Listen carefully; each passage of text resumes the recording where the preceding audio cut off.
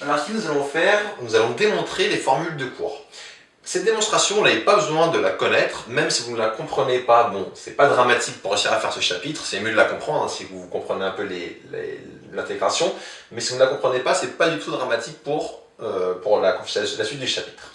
Donc on va calculer dans cette première vidéo la transformée de Laplace de la fonction de if-side, u de x qui vaut 1 si x est positif et 0 sinon, puis de la fonction causale qui vaut x puissance n quand x est positif et 0 sinon.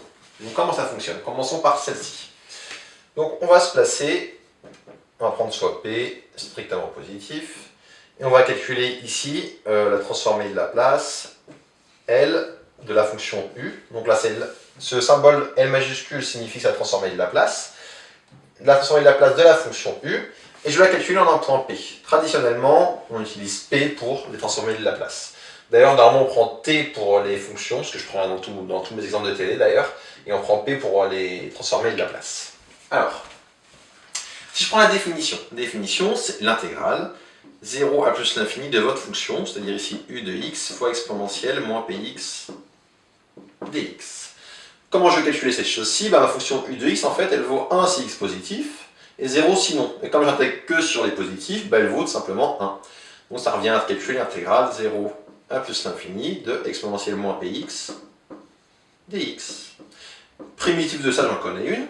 C'est exponentielle moins px sur moins p, entre 0 et plus l'infini. Pour ceux qui ont suivi la première vidéo sur les intégrales généralisées, j'avais conclu en disant qu'en pratique, quand on sait que la fonction intégrale, on n'a pas besoin de mettre le x et de faire tendre, on peut calculer directement. Et je trouve que exponentielle moins px avec p positif et x positif, on sait que c'est intégrable, c'est une fonction classique. Donc pour calculer ça, qu'est-ce qu'on doit faire? On doit calculer la limite en plus l'infini quand x tend vers plus l'infini, quand p est positif, moins px tend vers moins l'infini. L'exponentielle en moins l'infini fait 0, donc ça va faire 0, puis moins la valeur en 0, donc moins exponentielle 0 qui fait 1 sur moins p, ça va nous donner plus 1 sur p. Donc la transformée de Laplace de la fonction de if-side, de 1 si vous préférez, le u, vous voyez ça comme un 1 en fait. On va remarquer très vite que quand on fait transformer de Laplace, du u, on va mettre tout le temps à la fin, pour bien avoir une fonction causale. Donc si vous voulez, ce u, dites-vous que c'est 1 fois u. Donc là, ce qu'il faut retenir, c'est la transformée de Laplace de la constante 1, c'est 1 sur p. Donc premier calcul à connaître. Maintenant, on va aussi faire transformer de Laplace de x puissance n, ça va pas être plus compliqué. Il va falloir juste se concentrer un petit peu plus. Donc transformer de Laplace de la fonction f. Donc ma fonction f calculée en p. Qu'est-ce qu'elle va donner? Je vais aller un peu plus vite, c'est l'intégrale de 0 à plus l'infini de, allez j'écris comme la définition, c'est plus la deuxième fois qu'on le fait, de f de x fois exponentielle moins px dx.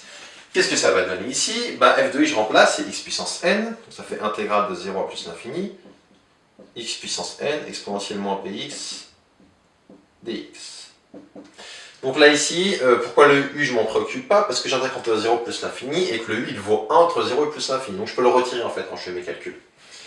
Et maintenant comment je vais calculer ça? Vous avez l'intégrale d'un polynôme fois un exponentiel. Comment on calcule ça? On fait une intégration par partie. Et même plus précis, on va faire n intégrations par partie avec n ici, qui est un n fixé, qui est un entier naturel positif. Il dit entier naturel différent de 0. Donc on fait l'intégration par partie, où on dérive le polynôme, on l'appelle u, lui on va l'appeler v', et on va obtenir dans le crochet, ça va donner du. Donc u, v', on va avoir du uv. Ça va faire x puissance n fois exponentielle moins px sur moins p, entre 0 et plus l'infini. Et on va ensuite avoir du moins intégrale de 0 à plus l'infini de dérivée de x puissance n, c'est n x n-1 fois exponentielle moins px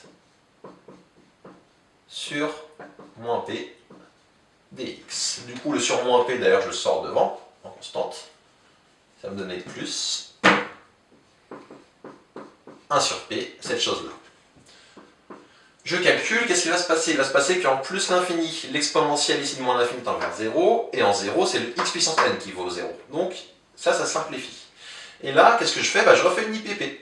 Et je vais obtenir, je mets ici le facteur n sur p en facteur. Et quand je fais une IPP, qu'est-ce que je vais avoir? Je vais avoir ici dans le crochet je refais à chaque fois, je dérive le polynôme, j'intègre l'exponentielle. Donc dans le crochet, j'ai du x puissance n-1 fois exponentielle moins px sur moins p entre 0 et plus l'infini, moins intégrale de 0 à plus l'infini. Le moins sur p il va sortir, je vais avoir ici plus 1 sur p, et je vais avoir du n-1 quand je dérive ça. Je n'ai plus de n que j'ai sorti devant. n-1 x puissance n-2 fois exponentielle moins px dx. Désolé, bon, j'ai pas un tableau plus grand que ça, donc je peux pas faire beaucoup mieux, malheureusement. Mais on a presque fini les raisonnements. En plus l'infini, cette quantité tend encore une fois vers 0. L'exponentielle tend vers 0. J'ai oublié de préciser, hein, le x tend vers plus l'infini, mais par croissance comparée, c'est l'exponentielle qui l'emporte. J'ai oublié de préciser tout à l'heure, là aussi. Donc par croissance comparée, cette quantité tend vers 0 en plus l'infini. En 0, le x vaut 0, donc ce crochet s'annule. Et qu'est-ce qui va me rester? Je vais avoir ici du n-1 sur p au carré, p fois p, p au carré. Et il va me rester après l'intégrale 0 à plus l'infini de x puissance n-2 exponentielle moins px dx.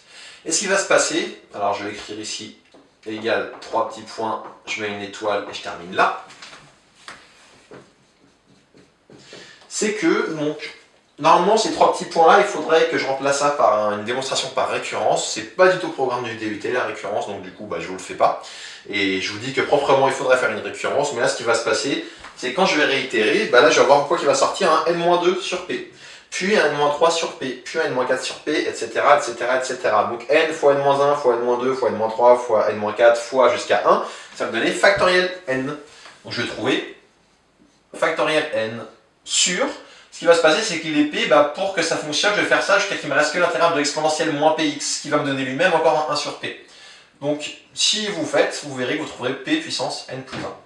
Et donc, la transformée de Laplace de cette fonction, c'est n factoriel sur p puissance n plus 1. Encore une fois, vous n'avez pas du tout, vous n'avez pas besoin de refaire cette démonstration à chaque fois.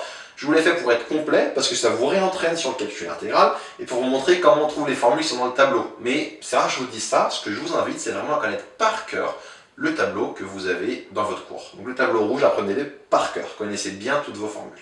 Ok ?